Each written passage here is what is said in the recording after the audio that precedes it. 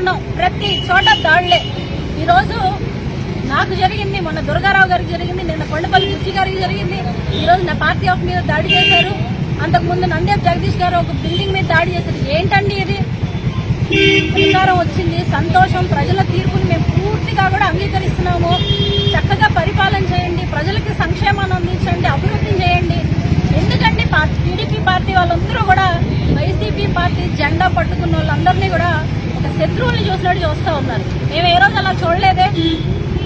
రెడ్డి అన్న పేరుంటే చంపేస్తారంట వాళ్ళని. ఏం చేస్తారండి?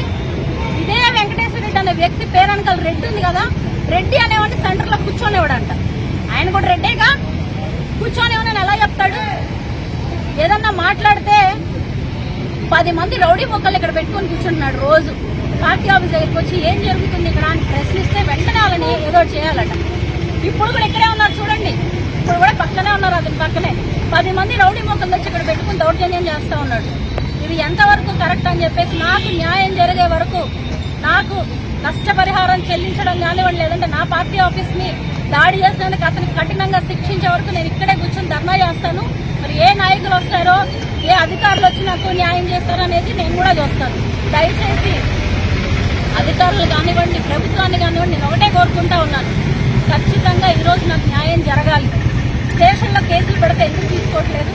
ఎప్పుడు స్టేషన్కి వెళ్ళినా సరే స్టాఫ్ లేదు, పోలీసులు లేరు. అక్కడికి వెళ్ళారు, ఇక్కడే ఏమంటే ఒక కేసు తీసుకుని ఒక పర్సన్ ఎందుకండి యాక్షన్ తీసుకోవడానికి అవ్వదు? గతంలో అధికారంలో ఉన్నప్పుడు కూడా మా తరఫున ఎవరైనా తప్పు చేస్తుంటే నిరభ్యంతరంగా లాక్కెళ్ళి స్టేషన్లో పెడితే ఏం మాట్లాడే వాళ్ళం కాదు, ఎందుకంటే తప్పు చేశాడు కాబట్టి. ఈ రోజు నిజంగా తప్పు చేసినా సరే పార్టీ సింబల్ ఉంటే, పచ్చ బిల్లు ఉంటే వాళ్ళని ఏమి అనొద్దు, వాళ్ళని ఏమి చేయొద్దని చెప్పేసి పైన వాళ్ళే చెప్తా ఉంటే హిందువులు వారు ఇష్టం వచ్చినట్టు వాళ్ళ పేటర్ అయిపోతున్నారు అంటే అదే కారణం.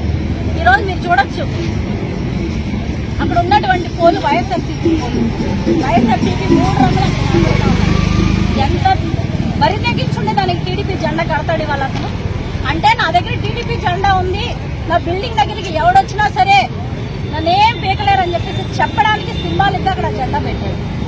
ఇదొక్కటి సరిపోదా అండి మీకు? ఎవరు సపోర్ట్ చేస్తున్నారు అతనికి? ఎవరు ఇక్కడ నిలబడి ఈ రోజు అతను పని చేపిస్తున్నారు? ఈ రోజు నన్ను ఎవరు రౌండ్కి లాగాలని ప్రయత్నిస్తా ఉన్నారని చెప్పేసి అసలు సంబంధమే లేకుండా నా భర్త మీద కేసులు పెట్టారు, షీట్లు ఓపెన్ చేశారు, బయటికి వస్తే చంపేస్తామని బెదిరిస్తున్నారు. ఇదేనా మీరు చేయాల్సిన రాజకీయం పరిపాలన?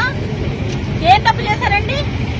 మేమేం మాట్లాడినా ఏం చేసినా సరే బయటకు రావడం ఆలస్యం, వండేదో చేసేయండి అంటున్నారంట. చేయండి, ఏం చేస్తారో చేయండి, అన్నిటికీ సిద్ధపడే ఉన్నాం. మీరు ఏం చేసినా, చంపినా, తిట్టినా, కొట్టినా అన్నింటినీ ఫేస్ చేయడానికి రెడీగా ఉన్నాము.